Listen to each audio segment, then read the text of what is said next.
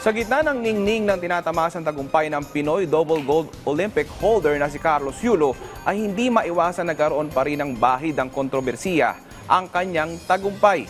Ito ay dahil sa pagsasapubliko ng kanyang ina ng ilan nilang naging problema. Yan ang bibigyang pansin ni Professor Antonio Contreras sa Punto de Vista. Magandang umaga po, Professor. Magandang umaga din. Alam mo, tama kayo. 2 araw tayong pinasaya ni Kaloy Yulo. 2 gintong medalya ang inialay niya sa Pilipinas sa kauna-unahang pagkakataon. Nagbunyi ang buong bayan. Nakalulungkot na after that, eto na tayo. Meron namang naglalabasang mga kwento tungkol sa di umano'y alitan nilang mag-ina ng kanyang inang si Angelica. At nasasangkot di umano ang kanyang girlfriend.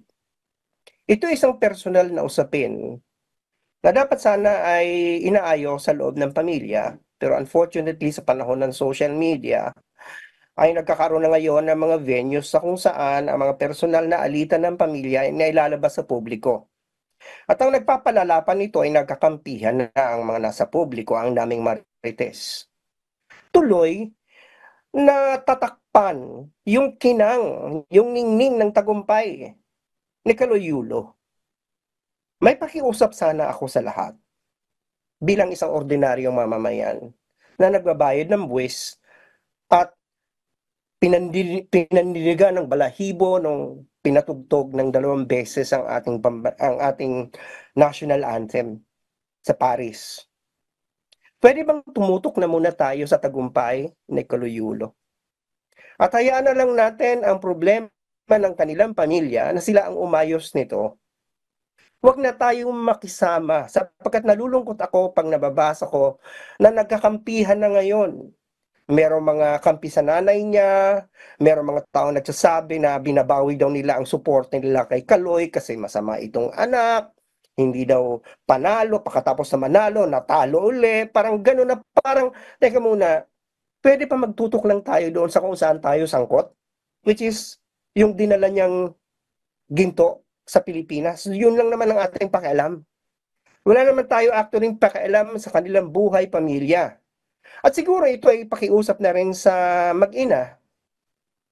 At bagamat maraming patutsada ang nanay niya at sinagot naman ito ni Kaloy, pakiusap ko sana na ayusin niyo yun na yan sa loob ng inyong pamilya. Kayo lamang ang makakaayos niyan at huwag niyo sanang hayaan na ito ay maging balakid sa patuloy pang pag-ani ni Kaloy ng tagumpay para sa bayan.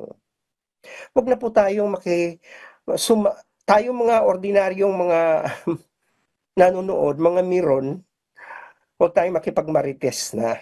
Sabi ko nga, tutuko na lang natin ang tagumpay, ang suporta, at ang panalangin na sana marami pang Kaloy Yulo ang isisilang at lalabas sa ating lipunan. Ang dami andyan sa Ira Villegas, nagdala ng bronze, meron pa si Nesty Peticio, meron pang iba na andun pa rin nakikipaglaban at patuloy na palakasin ang sport sa ating bansa, hindi lamang basketball kundi sa lahat ng larangan. Pwede po bang gawin natin yon? Inuulit ko, bayaan na po natin ang mag-ina na ayusin ang kanilang problema. Huwag na po tayong makisali pa, huwag tayong kumampi. Atin na lamang i-celebrate ang victory, ang tagumpay ni Kaloy Yulo at lahat ng atletang Pinoy. Yan lamang po aking punto de vista ngayong araw na to. Balik yan sa inyo sa studio. Maraming salamat. Maraming salamat po, Professor Contreras.